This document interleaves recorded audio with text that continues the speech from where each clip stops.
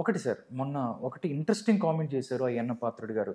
షర్మిలకి security పెంచండి, లేకపోతే చంపేస్తారు. అంటే సజ్జల గారు మాట్లాడుతూ ఒక నోరు జారిన మాట కూడా ఆయన ప్రస్తావించారు.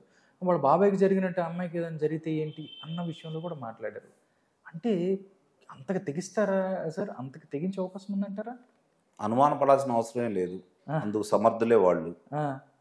వాళ్ళు చేయగలిగే వ్యక్తులు కూడా. ఎందుకంటే వైఎస్ వివేకానంద రెడ్డి గారి హత్యకు సంబంధించి చూసుకుంటా ఉంటే నారాసుర రక్త చరిత్ర అని చెప్పని మీడియా ద్వారా వాళ్ళకున్న ప్రసార మాధ్యమాల ద్వారా వాళ్ళు చేసిన హడావిడి మామూలు విషయం కాదు కదా. ఇప్పుడు రాజశేఖర రెడ్డి గారి తమ్ముడు, మాజీ మంత్రి, మాజీ లోక్సభ సభ్యుడు, శాసనసభ్యుడు, శాసన మండలి సభ్యుడు, మరి అలాంటి వ్యక్తి మరి వాళ్ళ అన్నగారు అయినటువంటి రాజశేఖర రెడ్డి గారు రాష్ట్రాన్ని చూసుకుంటా ఉంటే పులివెందల్ని కంచుకోటగా మార్చుకున్నటువంటి వ్యక్తి. మరి అలాంటి వ్యక్తికే అంత అన్యాయంగా అక్రమంగా హత్య చేయబడితే దాని మీద వాళ్ళు రాజకీయ లబ్ధి కోసం ప్రయత్నించారే తప్ప అధికారంలోకి వచ్చిన తర్వాత వాళ్ళు ఏమీ ప్రయత్నం చేయలేదు కదా. చివరికి కుమార్తెని అల్లుడిని కూడా బాధ్యులను చేస్తూ ఆయనకి అక్రమ సంబంధాలు అంటగట్టి ఆయన వ్యక్తిత్వ హననం చేస్తూ ఏం చేస్తున్నారో చూస్తున్నారు. కాబట్టి మనం ఏమి దాని గురించి ఎక్కువగా ఆలోచించుకోవాల్సిన అవసరం లేదు. నిజంగా షర్మిల గురించి మాట్లాడుకోవాలంటే ఆ అమ్మాయి ప్రాణభయంతో పారిపోయి తెలంగాణకు వచ్చిందని చెప్పని కడప జిల్లాలో వినిపిస్తున్నటువంటి వార్తలు. పార్టీ పెట్టుకున్న కారణం కూడా ఇప్పుడు ఎన్నికలు సమీపిస్తున్నాయి కాబట్టి వచ్చి ఏదో లబ్ధి పొందాలి, ఆస్తి నాకు ఎటు దక్కట్లేదు, ఇప్పుడు జగన్మోహన్ రెడ్డి గారు ఓడిపోతున్నారనే సంకేతాలు ఆ అమ్మాయికి వచ్చింది కాబట్టి ఈరోజు వచ్చి మాట్లాడుతుంది. ఈ 4 సంవత్సరాలు 8 నెలల కాల పరిమితిలో రాష్ట్రానికి జరిగిన అన్యాయం గురించి ఆ అమ్మాయి మాట్లాడితే ఈరోజు మన చిత్తశుద్ధి గురించి ఆ అమ్మాయి నిజంగానే పోరాడుతుందని చెప్పి భావించవచ్చు. ఏమీ లేకుండా ఈరోజు వచ్చి మాట్లాడుతూ ఉంది. నేను అయ్యన్న పాత్రుడు గారిని ఒకటే అడుగుతున్నాను, వాళ్ళు అన్నా చెల్లెళ్ళు కాంగ్రెస్ పార్టీ వాళ్ళు ఒకళ్ళని కూడా చంపుకుంటారు, మీకు వచ్చి నష్టం ఏంటయ్యా? మీకు ఎందుకయ్యా లేనిపోయి నూడి దొరలా?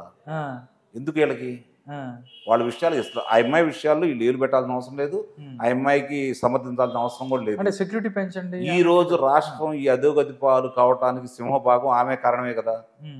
మా అమ్మని గెలిపించండి అని చెప్పని పాదయాత్ర చేసింది, ఆ రోజు ఓదార్పు యాత్రకు సంబంధించిన పాదయాత్ర చేసింది, మా అన్నను గెలిపించడం అని 2014 విస్తృతమైన ప్రచారం చేసింది, 2019 చేసింది.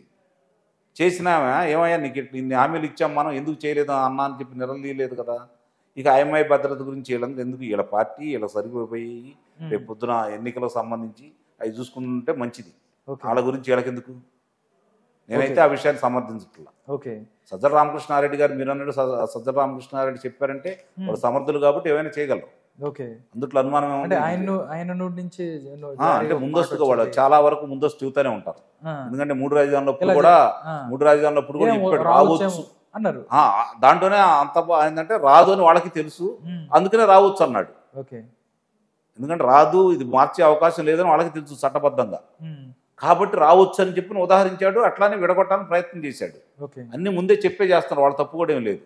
వాళ్ళు ముందుగానే చెబుతున్నారు అందరికి వాళ్ళు ఏం చేయదలుచుకున్నారో చెబుతూనే ఉన్నారు, బహిరంగానే చెబుతున్నారు. సార్ ఒకటి సార్, అంటే కాంగ్రెస్ పార్టీ జగన్మోహన్ రెడ్డిని మోసం చేసింది, జైలుకి పంపించింది, ఆయనకి చంద్రబాబుతో కలిసి చేసింది అని ఇలా మాట్లాడారు. అంటే మొన్న షర్మిల మాట్లాడుతూ కొన్ని వ్యాఖ్యలు చేశారు. బెయిల్ కోసం నేను అనిల్ భారతీరెడ్డి మా అమ్మగారు వెళ్ళి ప్రణబ్ ముఖర్జీని కలిసాం అనే మాట మాట్లాడారు. అంటే నిజంగా ఆయన బెయిల్ కోసం ప్రణబ్ ముఖర్జీ దగ్గరికి వెళ్ళి వీళ్ళు అంత చేసి ఉంటారనుకోవచ్చా? బహిరంగానే జరిగింది కదా. షర్మిల గారు విజయలక్ష్మి గారు బహిరంగానే వెళ్ళారు.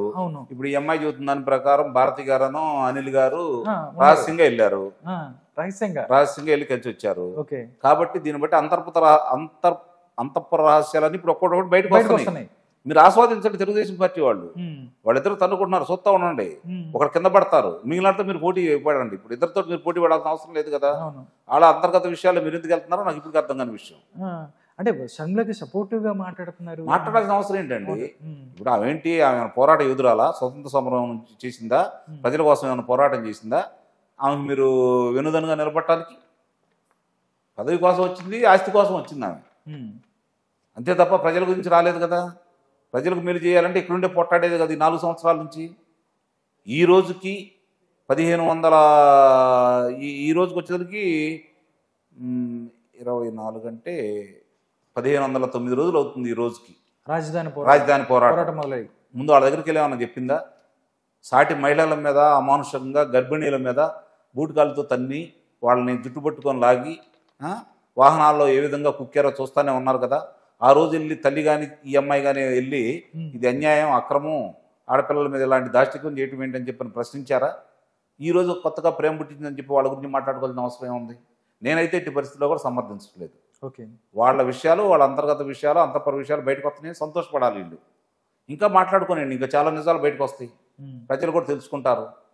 ఎవరేంటనేది తెలుసు వాళ్ళకి, కానీ మూర్ఖంగా ఆ రోజు సమర్థించారు. ఇంకా విపులంగా తెలిసింది కాబట్టి, అతను పరిపాలన చేయడం రాదు, వ్యాపారం తప్ప అనేది అర్థమైపోయింది కాబట్టి, ఓకే, ఇంకా కొన్ని విషయాలు ఇంకా బహిర్గతం అయితే ఇంకా మంచిది.